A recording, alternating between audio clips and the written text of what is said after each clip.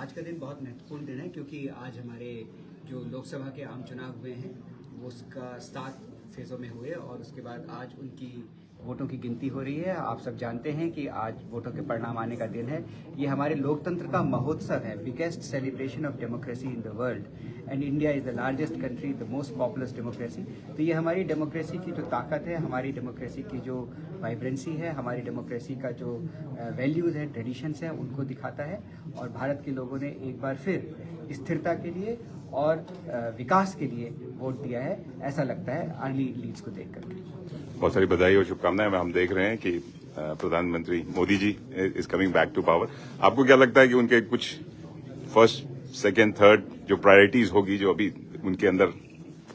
जैसा आप जानते हैं, प्रधानमंत्री जी ने जो जब 2019 में दोबारा दूसरी इनिंग शुरू करी थी एनडीए 2, तो उसमें उन्होंने अमृत काल की बात करी थी, यानी कि 19 से लेकर के और उसके बाद जब भारत के 2022 में 75 साल हुए, तो 75 साल के बाद अगले 25 साल 2047 तक। तो उसमें उस अमृत काल में अब उन्होंने विकसित भारत की बात करी है, यानी भारत को एक विकसित देश बनाने के लिए क्या करना है। तो वैसे तो लोकतंत्र में जो पीपल की मैंडेट होती है, उनका जो वो कहते हैं वही सरकार, जो लोगों के प्रतिनिधि हैं, वो उसको प्रतिबिंबित करते हैं। तो सरकार फैसला करेगी कि उन्हें क्या करना है, लेकिन इसमें जो मूल बात यह है वो भारत के लोगों के साइड से और सबका जो आपने सुना है, सबका साथ, सबका विकास, सबका विश्वास, सबका प्रयास, उसको लेकर के हमें किस प्रकार से हम भारत को विकसित भारत बना सकते हैं।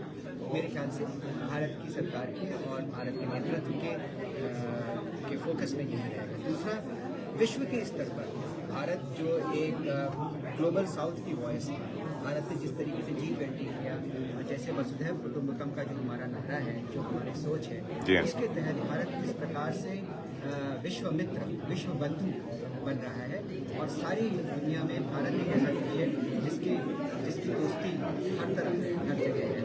और वो स्थान भारत किस प्रकार से उसको बनाएगा प्रधानमंत्री जी के नेतृत्व में, आई थिंक वो भी हमारे अंतर्राष्ट्रीय संबंधों के लिए महत्वपूर्ण है। बहुत बढ़िया। भारतीय समुदायों के लिए क्या कुछ संदेश देना चाहेंगे हमारे जो ऑस्ट्रेलिया या कैनबरा में रहते हैं? ऑस्ट्रेलिया और कैनबरा में रहने वाले भारतीय समुदाय को मैं ये कहूँगा कि हमारे लिए बहुत गर्व की बात है कि हम भारत से, जो दुनिया की सबसे बड़ा लोकतंत्र है, उस देश का कि मैं यहाँ जैसे प्रतिनिधित्व करता हूँ, वैसे ही भारतीय डायस्पोरा, भारतीय समुदाय भी यहाँ प्रतिनिधित्व करता है।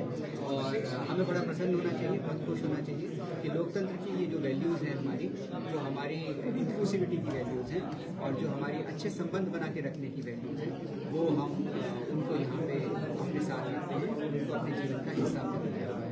मेरा वही जो हमेशा संदेश रहता है, आप बढ़ें, भारत के साथ जुड़ें और भारत के साथ बढ़ें। बहुत बढ़िया संदेश। बहुत बहुत बधाई था और धन्यवाद आपका समय के लिए।